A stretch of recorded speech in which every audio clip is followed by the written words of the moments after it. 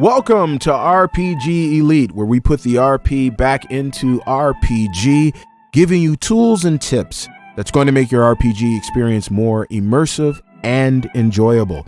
Servant of Shiloh here once again after quite a long hiatus. Now, I know it's been very challenging for people in the last year, and it's trying to get back to some kind of sense of normalcy now.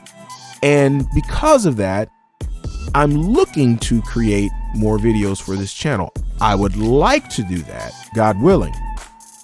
However, we're just going to see what the next coming months will bring in terms of more content because of, you guessed it, life, and we'll just see how this grows. I like to try to get something out once a week, but don't hold me to that.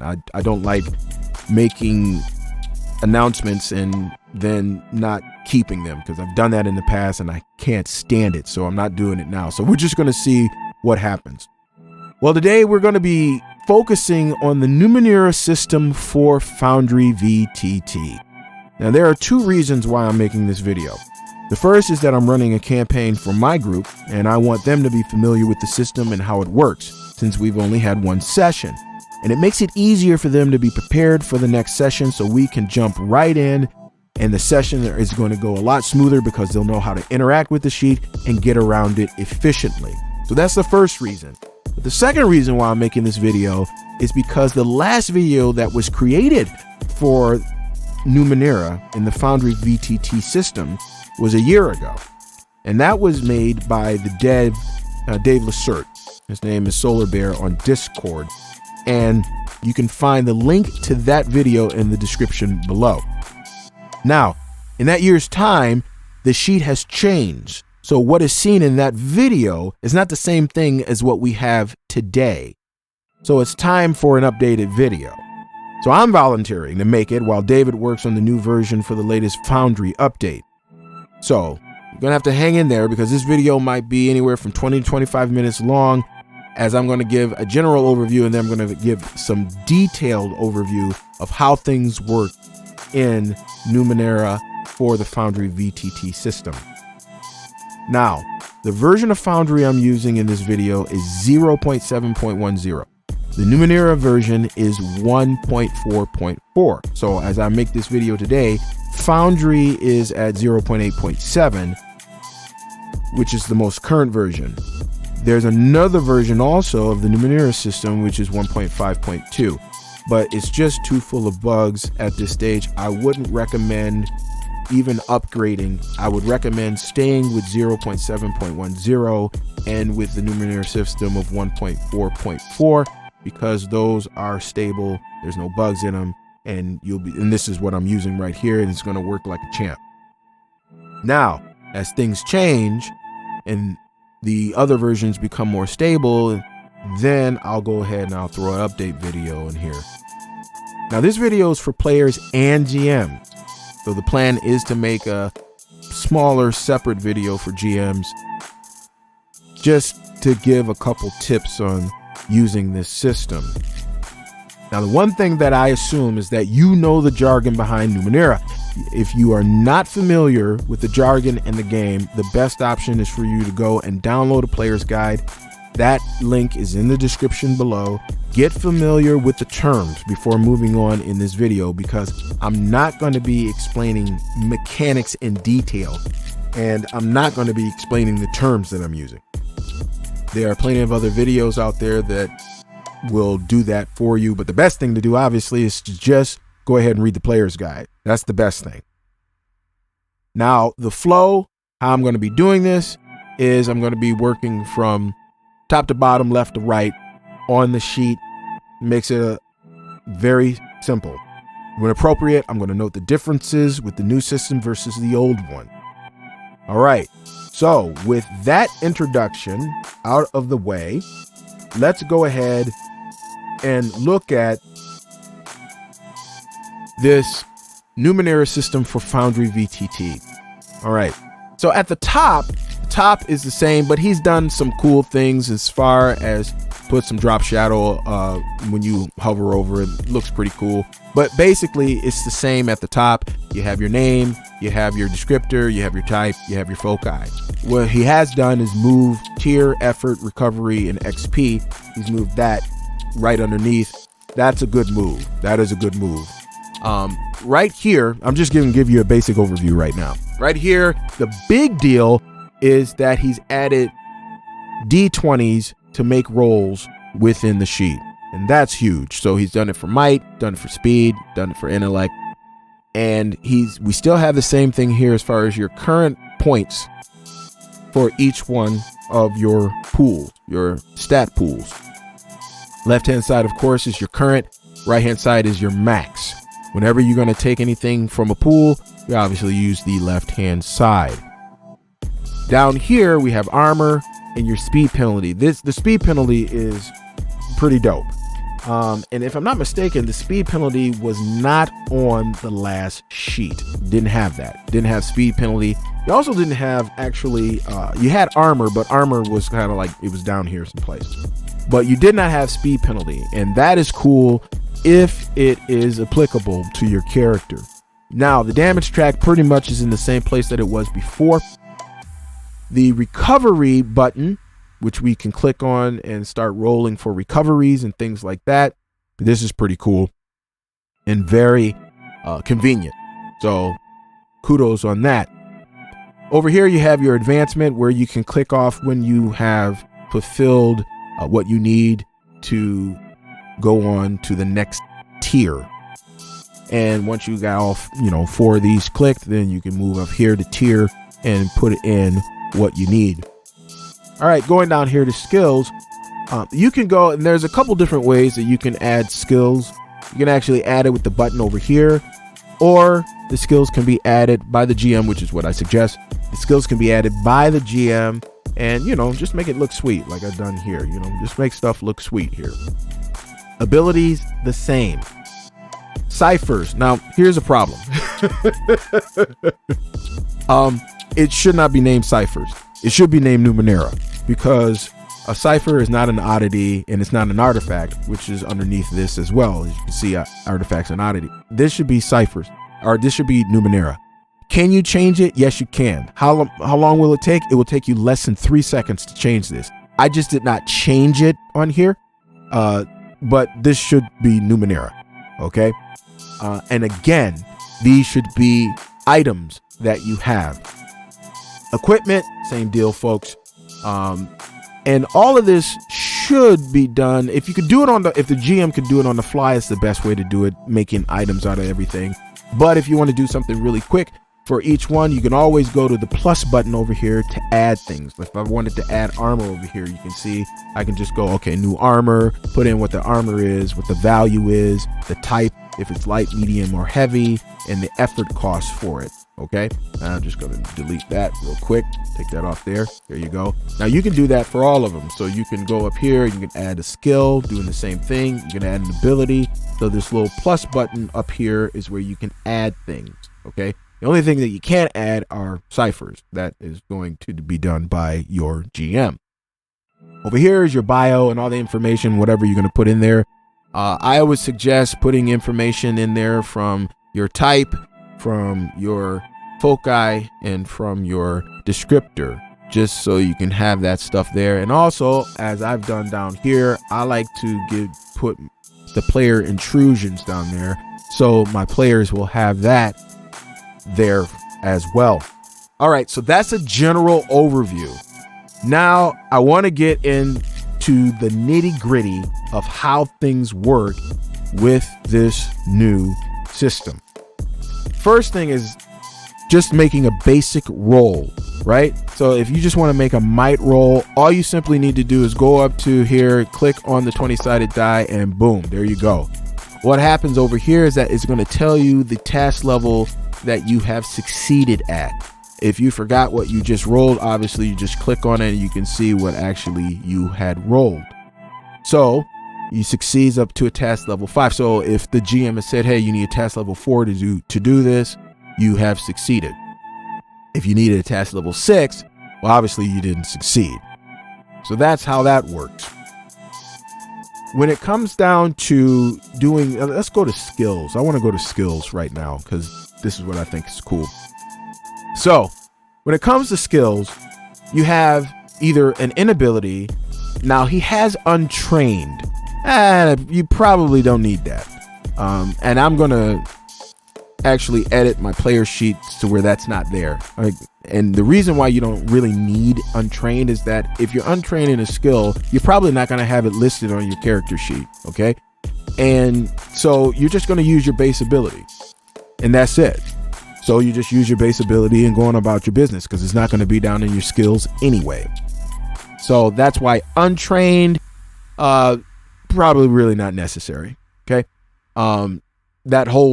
This whole column is not necessary, and I'm going to edit the sheet to where my characters or my players are going to have that. But trained and specialized and inability, those three you're going to need if you have any skill. So let's take a look at how this works. T-Shack is trained in detecting falsehoods, right? So when he makes a roll, right, he rolls a 14. And it says over here that he succeeded at task level 5. Well, if you know anything about the game, you actually need a 15 to succeed at a task level 5. But since he is trained in it, it's going to take it up one step automatically. So that's what's cool. It's automatically calculated. You don't have to do anything. All you have to do is go down here to the 20-sided die and make a roll and make sure that the radio button's clicked. If you are specialized, it's going to take it up 2 steps. So if he was specialized in detecting falsehoods, we can just make a roll like that. And he rolls a 16. It's a task level 7, which it's really task level 5, but he takes it up to a task level 7. So we're going to put this back down so I don't forget that. Now, if your character has an inability in something, it automatically takes that into consideration as well. Let's say he's trying to craft some Numenera, and it is, as it says here, he has an inability in it. So what happens is that it hinders him automatically. So when you make a roll, okay, that's an 18. An 18 is automatically a task level 6. However, it says that it has succeeded at a task level 5 because it is hindered, and hindered means that it takes it down one step. It's done automatically. All you need to do is make sure that the box is checked here. So that's how that works for skill. It's the same thing for abilities, right? You go over here and you click on an ability. What'll happen is that, go ahead and make that roll. And it tells you that you did not succeed. Oh, that's bad. It'll tell you that you did not succeed at your roll. Now, this is a basic roll here. So when you want to use your abilities, you are going to have to use the pop-up box. Okay. Let's go ahead and look at that right now.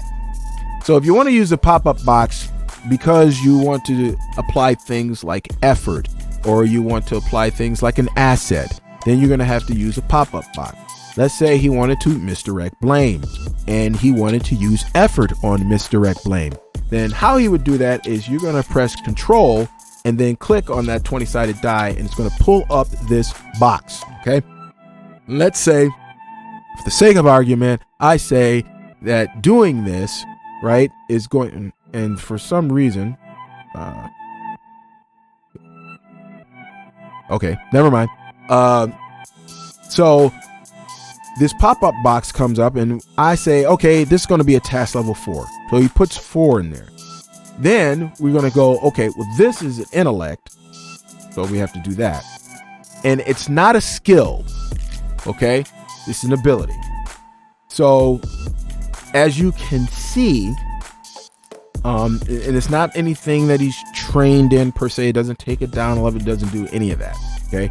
It's just it's an ability that he has, but he's going to try to apply some effort to this. So if he wants to apply a level of effort, he would just put a 1 in there.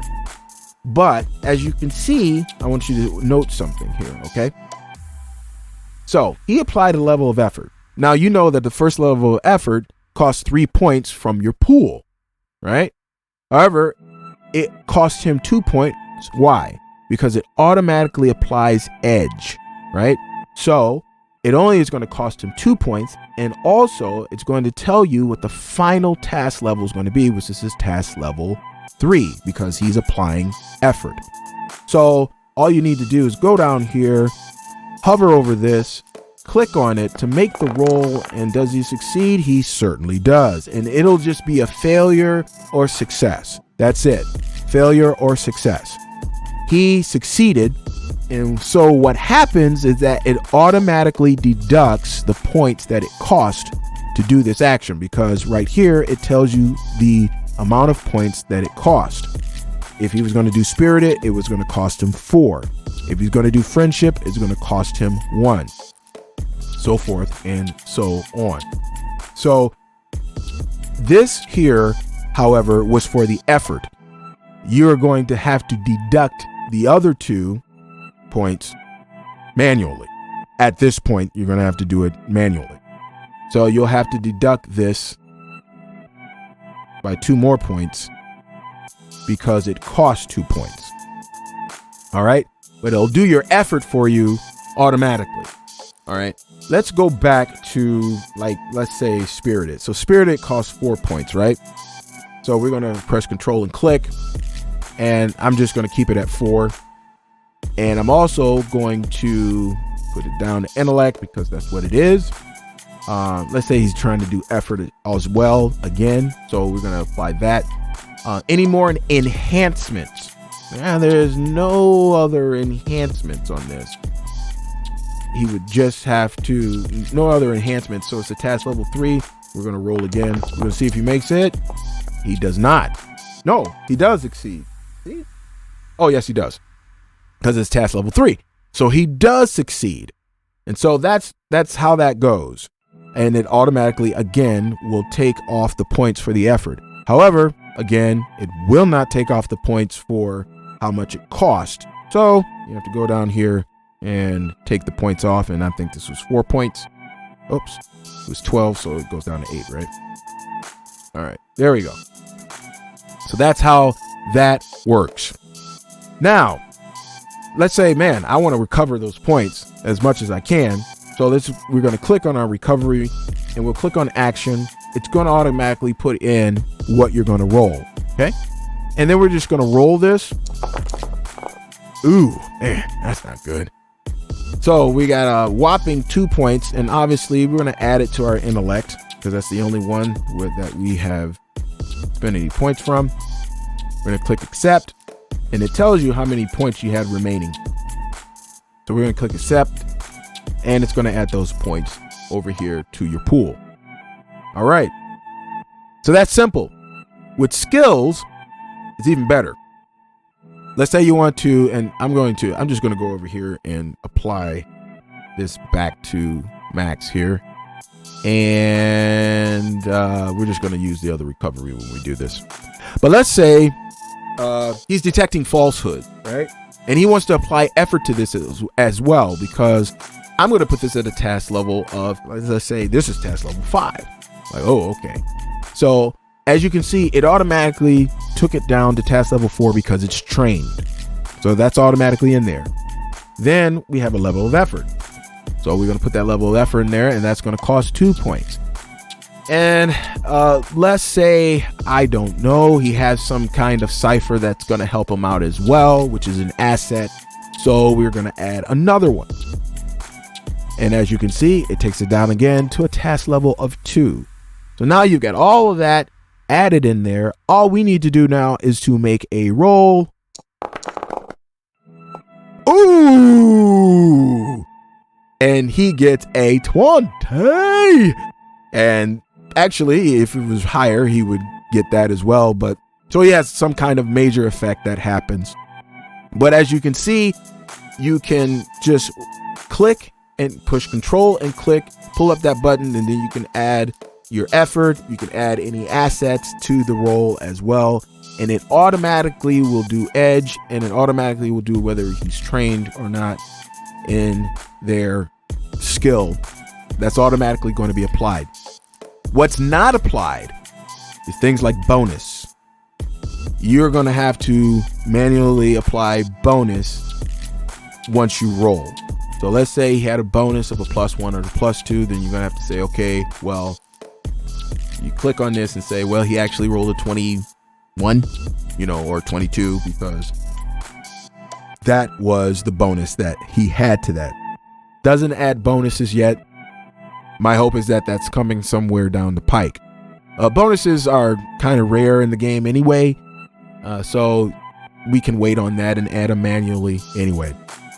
So for the most part, that is how all of this stuff works. Now, he doesn't have any armor or anything like that, but if you want to do things, that is basically how you get around, how you do things. Even here, if he's using his rapier, that is like horrible, right? That was almost a GM intrusion, right? Now, if you roll a 1, it will automatically tell you that there is a GM intrusion. And so this is basically how you interact with it. Adding effort, adding assets, how to do recovery, so forth and so on. Now, if I want to go ahead and reset my recovery, I can just go ahead, I can do that, and there we go. It has this little box down here, says he did that, and let me go ahead and do this before I forget to do it for our session on Saturday, and there we go. So this is a basic overview. This is it, folks. You should know how to roll, how to interact, where to do it, all of that stuff. And the next thing that I'm going to make, like I said, is going to be a GM video, because I'm going to give some suggestions and tips on how to make things just a lot easier for your players, and which will make your sessions go a lot smoother.